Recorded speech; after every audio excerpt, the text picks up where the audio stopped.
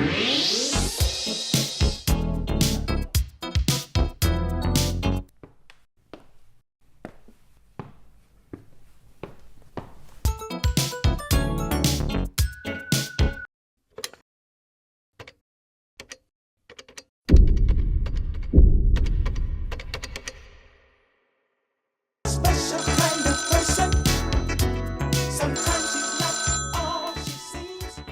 allô?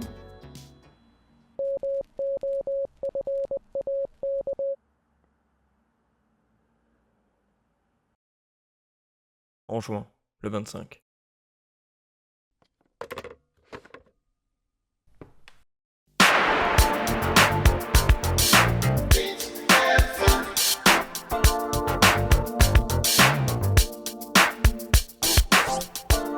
Hello Moniquea and XL Middleton. I'm really happy to have you on Meet and Funk. Thank you. Yeah, Hello. glad to be here. Glad to be here. To talk about funk.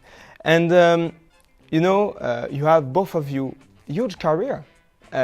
You, XL Middleton, started in 2003, I think. Yeah. Is that right? And your first project is 2011? Yeah, that is when it was released. Yes, in 2011. But you Correct. did some music before you started with this project? No, I did music before. Yeah. You know, just around my town, the city of Pasadena, and around greater Los Angeles.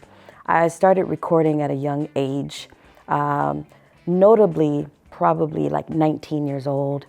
But my really first boogie project was I was like 15 or 16. So you were. Sorry for my English. You were. Good. You were back in times always in the funk music, the boogie funk music, or you liked. Oh yeah, I definitely was into rap.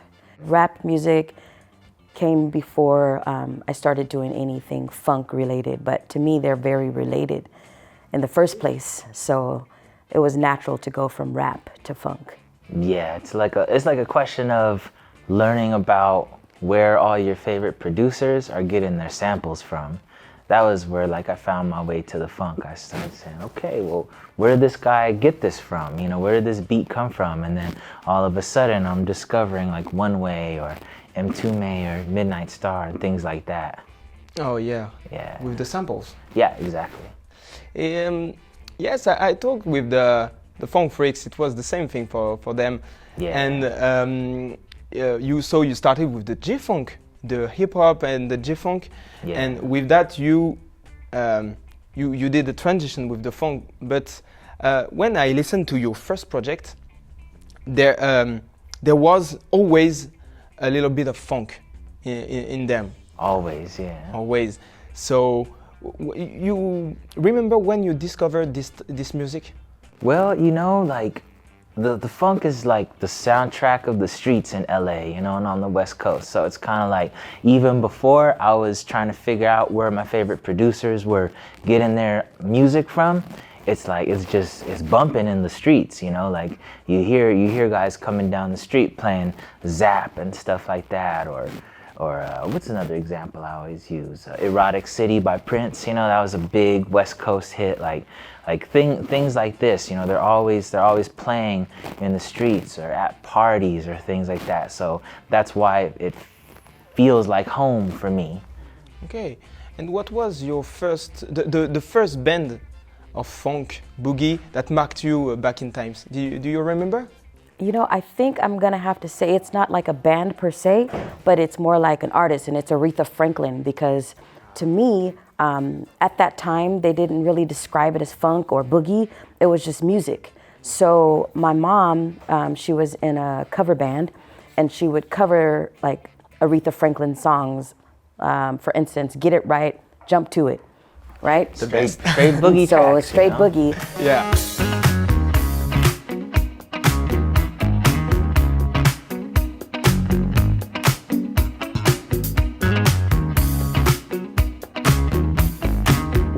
When my mother was singing, they never coined that sort of a term. They never said, oh, this is funk music, or oh, this is boogie.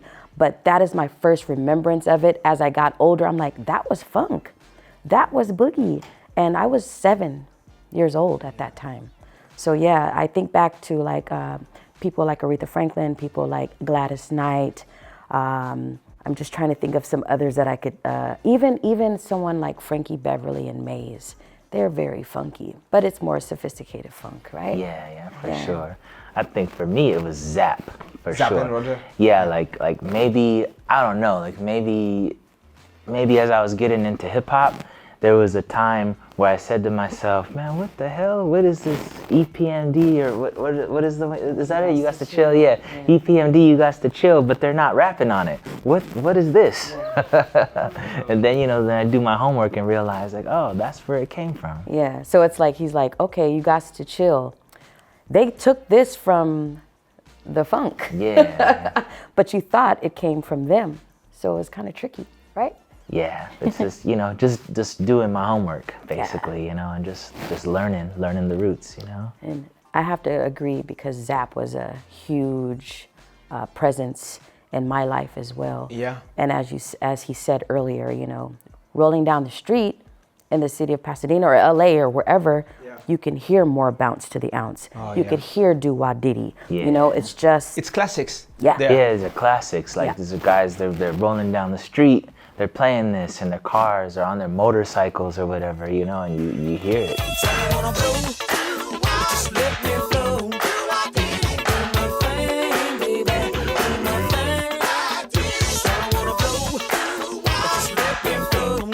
And Cutie Pie is a good example. Oh, yes, Cutie thank Pie you. There it for is. Big time, Yeah. yes. Yeah, that's also a big West Coast anthem. Big time, yeah. Oh yeah, I love this one.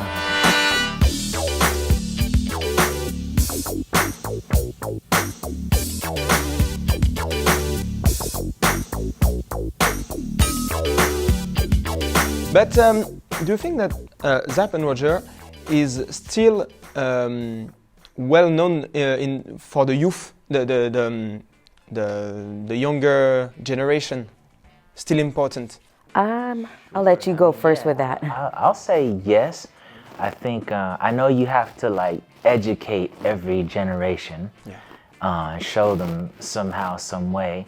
So it's like my generation learned from hip hop, and maybe now it's up to us to like pass it along to the next generation. Yeah. But yeah, I mean, it's hard for me to say outside of where I'm from. But I know that definitely in LA that appreciation is still there for sure, even from like the younger generation. That's nice, because I think for you, your generation, it was easier because you grow with hip hop. Hip hop is there is a lot of samples. Yes. Yeah. And you can hear the samples and you can find other songs.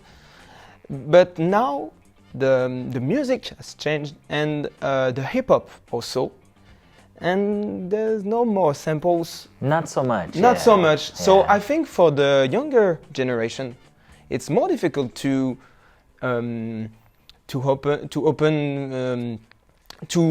discover another type of music. You know what I mean? That's true. I agree.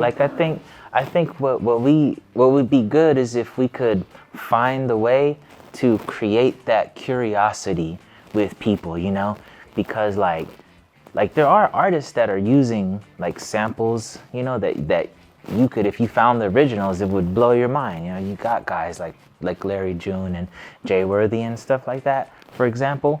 But like, I feel like I don't hear as many of those conversations, like, oh, where did this sample come from, So I always wonder if there's a way to like kind of spark that curiosity with the younger generation, But I definitely agree with you in terms of like, how are the youth going to figure out about someone like Roger and Zapp?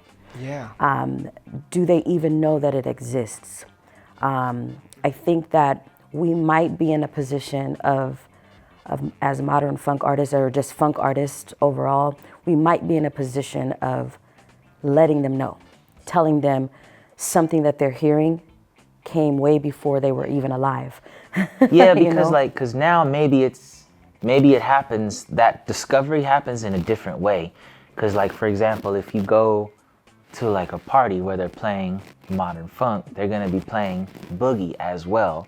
So you might be hearing some new stuff. You might hear some Mofak and some Kaze and some Davel and stuff like this, but then you're also gonna hear like the blueprints, the tracks from the 80s that inspired that. And like maybe that's gonna be the way that younger people like discover the older music. Yeah, I definitely agree. And that's what I mean, like them hearing our music and then the music that inspired us will help them to discover For me, what it's came important. first. Yeah, it's really important to, when you love music, when you love hip hop and the hip hop of nowadays, I think it's important to know what made the hip hop, the funk, the soul, the jazz. Yeah, all of it. If we love the music, of course. Agree. Yes, it's really important. The jazz, it's huge. There's a lot of samples of soul, jazz, rhythm and blues.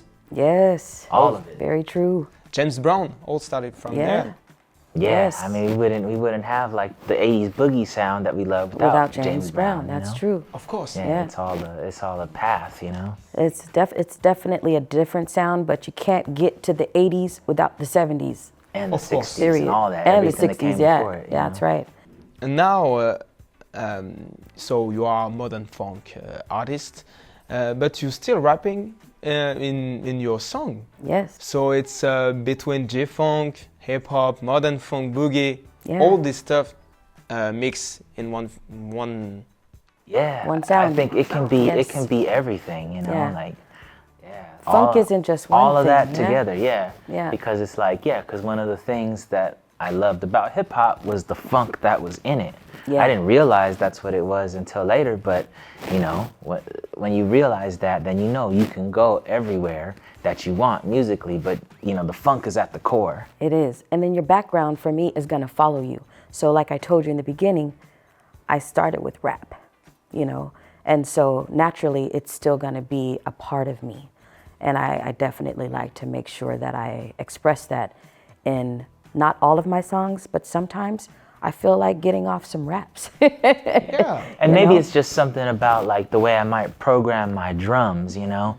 It's like that comes from a hip hop mentality of it's gotta be like hard, bah, ka, boom, boom, ka, you know? Yeah. That's another way that you might find that influence in there, you know? But we'll take it everywhere, you know? We might have like house joints and coming out and stuff like that too, you know? As long as it's funky. The as long as the modern funk's at the core. Yeah. Yeah, the modern funk nowadays is mixed with a lot of things, electronic, Yeah. electronic sound with rap, hip hop, boogie, of course, funk, of course, Yeah. but Yeah. it's a mix between a lot of sound, different style. Yeah. It's growing and it's welcomed. Yeah. I appreciate that. Yeah, the modern funk scene is like, it's a really nice place for a lot of different people to meet. Because a lot of people that are into modern funk, they come from that hip hop background like we do. A lot of them come from like the house disco background, and we all meet up together. It's like a common ground for all of us. That's one of the things I really love about this music. Yeah. It brings a lot of people from a lot of genres and a lot of backgrounds together.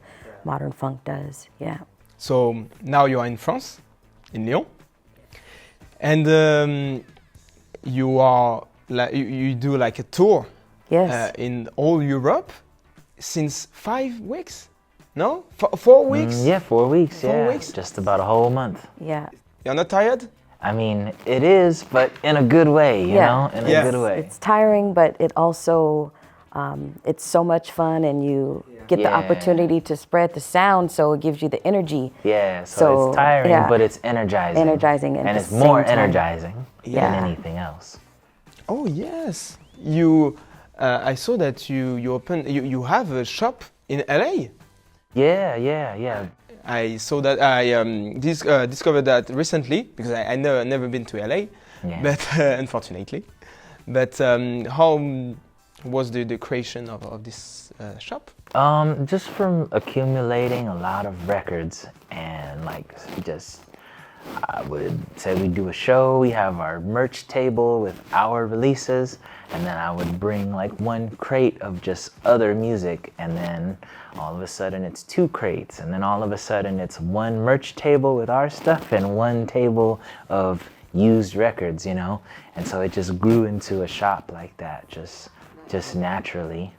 So we did a lot of record fairs before the shop came. Yeah, for sure. For sure. Yeah, opened the shop in 2017. We closed the physical location when COVID hit. Okay.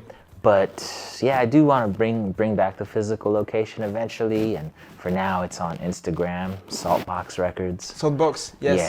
Yeah. Okay. Do you know some French boogie records? Lots. No, seriously, you like? I love it, French man. boogie is the best. No. I mean, Yes, good. Avec mention?